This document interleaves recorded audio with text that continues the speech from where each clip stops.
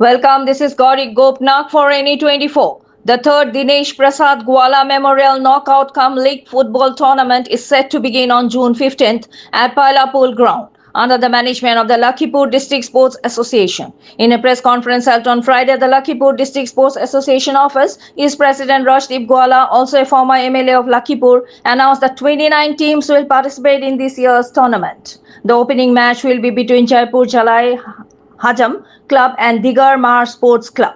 4 teams that reached last year's semi-finals have been given direct entry into the league stage. The family of the late Minister Dinesh Prasad Gwala has extended full support to help organize this tournament. The objective behind this event is to promote football and sports culture.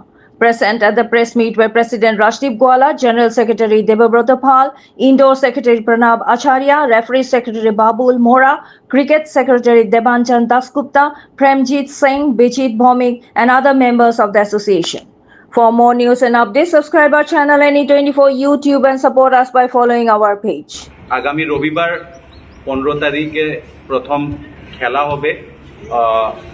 এই টুর্নামেন্টে প্রায় 29টি দল participate করছে এবং যার মধ্যে 4টি দল গতবারের যারা সেমিফাইনালিস্ট যারা ছিল ওরা ডাইরেক্টলি লিগ রাউন্ডে যাবে আর বাকি 25টা টিম নকআউট স্টেজ পার করে লিগ রাউন্ডে পৌঁছতে পারবে। তো টোটাল 29 মানে 29টা টিম এই টুর্নামেন্টে অংশগ্রহণ করছে। আর প্রথম ম্যাচ হবে জয়পুর জালাই হাসম ক্লাব আর দিগর মার স্পোর্টিং ক্লাবের মধ্যে, যেটা ইনগ্রাল ম্যাচটা হবে। তো আগামী রবিবারের 2টার সময় আমরা তো ওপেনিং যেটা টাইম আমাদের কিক অফ হবে।